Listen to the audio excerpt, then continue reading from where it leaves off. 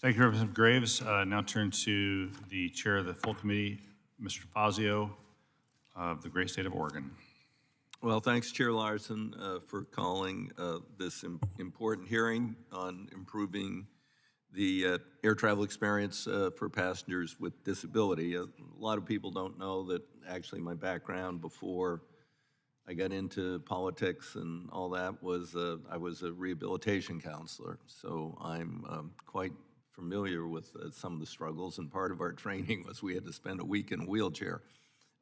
In those days, we didn't have curb cuts. It was even worse than it is now. You know, you really begin to appreciate the struggles of people with disabilities. And, you know, it's important to have the stakeholders here today to talk about how we can improve this experience. I mean, the industry is recovering wonderfully. This committee acted to save the airline industry. But despite it, that recovery and a lot of profitability, we aren't seeing a big improvement in the experience for passengers with disabilities, and it's past time that happened. You know, just a few examples. Last month, a passenger was stranded at Orlando Airport for 5 hours after an airline lost their $22,000 wheelchair. This summer, an airline destroyed another passenger's wheelchair, then significantly damaged his replacement chair 3 weeks later.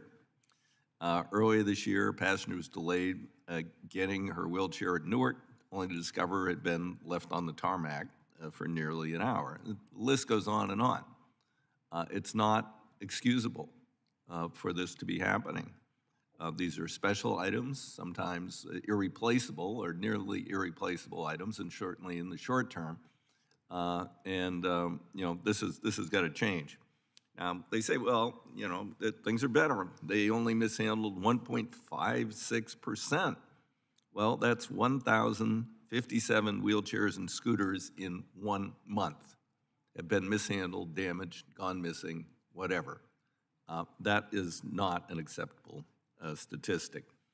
And I can only imagine what things would be like if we hadn't, as referenced by the ranking member, in a bipartisan way, if we hadn't included measures in the FAA reauthorization in 2018, you know, creating the Air Carrier Access Advisory Committee, you know, and DOT is still now working on rules to address safety issues relating to assistance with wheelchairs, mobility aids, clarifying airlines' responsibility to provide prompt assistance upon request to passengers with disabilities navigate within the airport, including examining whether to require hands-on training for airline employees or their contractors who are responsible for helping folks in the airport. We had, as again referenced by the ranking member, GAO report about problems, accessible laboratories and others. And we have the first ever airline passengers with disabilities Bill of Rights, which outlines basic protections for passengers with disabilities and responsibilities of the aviation industry under the Air Carrier Access Act. So we've made some progress, but as I mentioned above, there's a lot more to do. I think we could be able to get to the point where they don't lose or damage any assistance devices. I don't think that's too much to ask. You know, there are other issues to be resolved. It's been 3 decades. I was here, I've been here 36 years, and I was in my second term, when Americans with Disabilities Act was passed, signed by G.H.W. Bush, and significantly amended in 2008 and signed by G.W. Bush. This has always been a bipartisan issue, and we should be able to make more progress. We want to give all air passengers a dignified experience, and that includes, obviously, people with disabilities. So I want to thank my colleague and friend, Jim Langevin, for his service, his incredible advocacy on this issue to help move the ball, help to make things better for other passengers with disabilities.